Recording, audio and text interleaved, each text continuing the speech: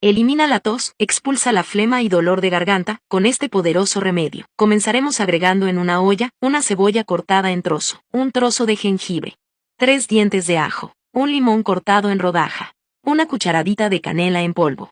Empaparemos con suficiente agua. Tapamos y dejamos que hierva por 10 minutos. Dime, ¿qué edad tienes y desde cuándo tienes gripe? Pasado este tiempo colaremos. Y lo pondremos en una taza. Le agregamos un poquito de miel, y mezclaremos muy bien. Y ya nuestro té está listo. Puedes tomar una taza cada mañana. Si te ha gustado el remedio de hoy, me gustaría que me ayudara, haciéndolo llegar a más personas. Apreciaría que calificara este remedio de 0 a 10, para saber si te ha gustado el resultado.